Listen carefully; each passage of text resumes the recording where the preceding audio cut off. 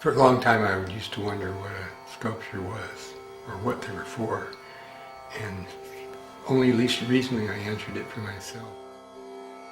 They're a place to put ideas and experiences. They're just a box.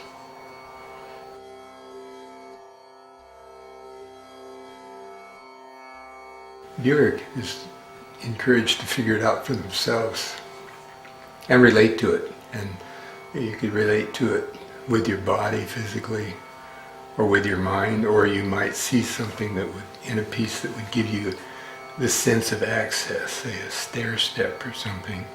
You wouldn't have to take the stair step, but you'd know that it's there.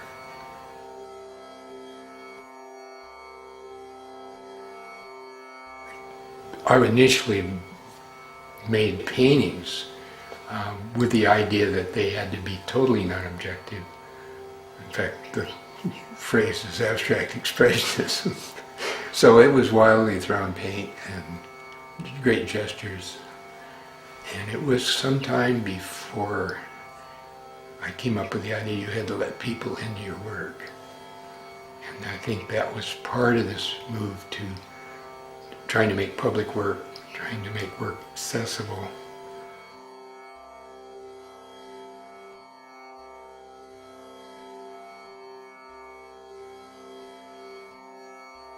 I think it's essential for the viewer to see something of the process, where the viewer can see something in the process they can relate to. Sometimes it would just be the physicality of the piece itself. I've always thought that the relationship of the human size to an object was really important. You can intimidate people by making things too big.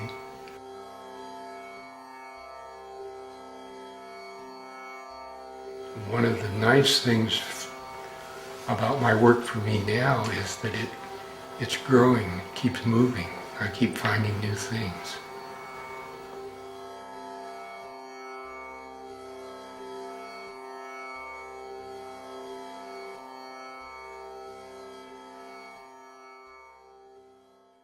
Well, I was raised on a sort of a cattle ranch in central Idaho. And before there were roads, we used horses for everything, including going to town, bringing supplies in, that kind of thing. And the canyon was just a very deep, where I thought, till I was about 10 years old, I thought the sky was only about that wide. And I remember the flash of seeing a sky that went from one horizon to another, being totally astounded by that phenomenon. The early days ranching had a profound impact on the way I saw things. The work of the ranch, the rhythm, the 7 days a week, the growing of food, the storing of food, the experience of a family more or less isolated, relying on each other. Everybody on the ranch smoked Bull Durham, and I would collect the bags and make little things out of, fill them with sand and make little walls and circus tents out of muslin. So I think that's what really started. I didn't know there was such a thing as doing these things formally for a long, long time.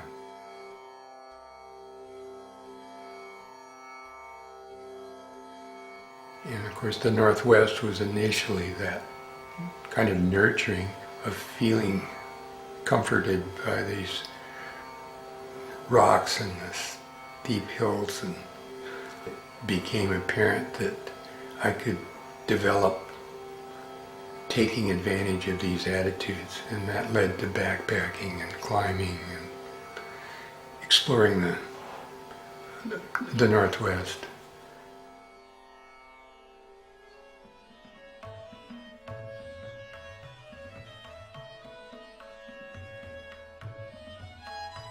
Until I developed this sense of place in the Northwest that gave me the confidence, I think, then to be able to take inspiration from Yucatan and all of these other places.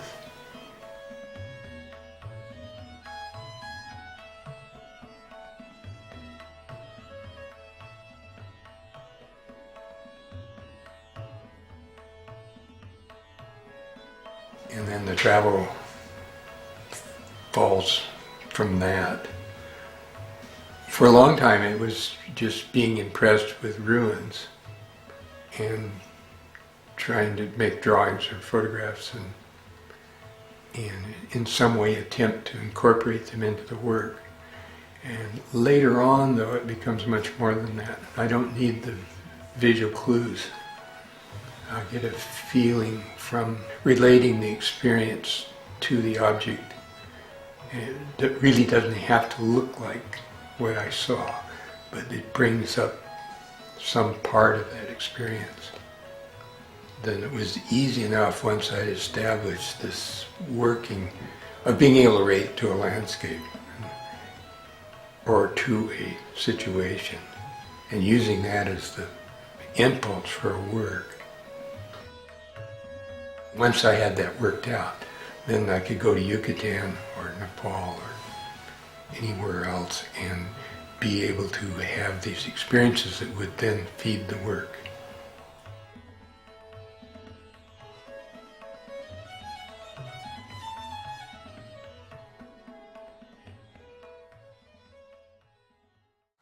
The studio is in an old dairy barn. It's in a grove of trees that were planted after I got here. It is a very special place, and it makes the work possible. This was a building that was built in 1929 or 28 out of a reclaimed lumber mill, and then over the years it's been remodeled to incorporate the shops and the workspaces. So it all gets very familiar and personal. I didn't build the building, but I think I did.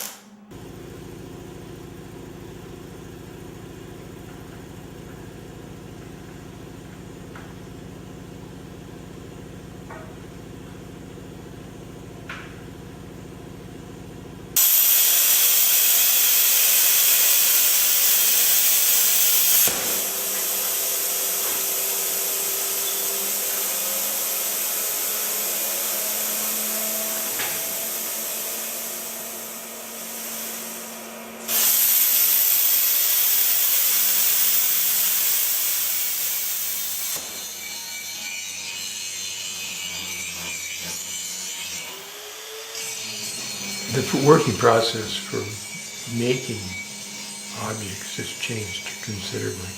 In the earlier period, I tried to start without an idea and begin to just manipulate pieces of steel and form them together. Now I'm much more likely to be very precise about what these shapes are going to be and take advantage of computers and laser cut steel in modern welding equipment, so that it's much simpler to go from the idea to the object. There's not as much lost energy. The earlier pieces, I never ended up with what I thought I was starting with. It always morphed off into something else. Sometimes that was good and sometimes it was totally frustrating.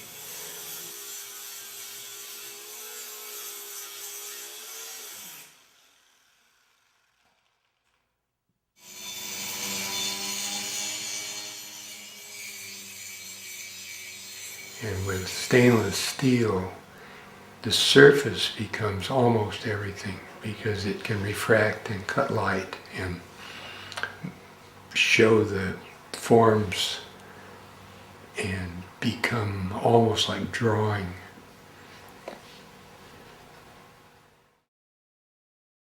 It can take on the nuances of your shirt as you walk by in the sun. Your colors will be bounced off.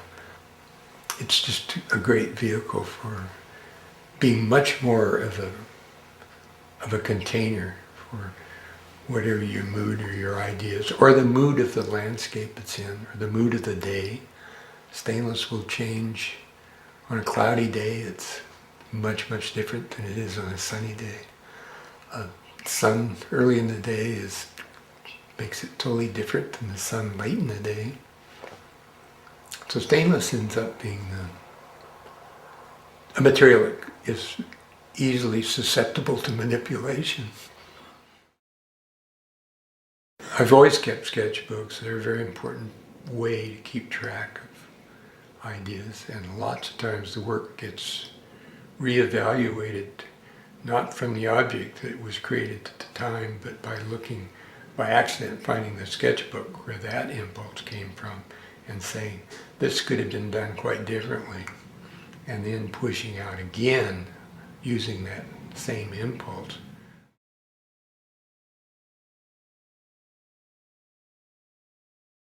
And also I'll go back and pick up themes from years before and see them differently and want to explore them again. That's an ongoing process of dredging your own past, but trying to push it ahead.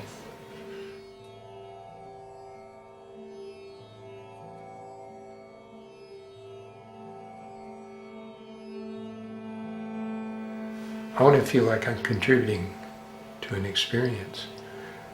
In the experience of the viewer, I want to really feel like I'm helping with that. I mean, these things aren't meant to be in a vacuum or some pristine environment where everything is fixed in time.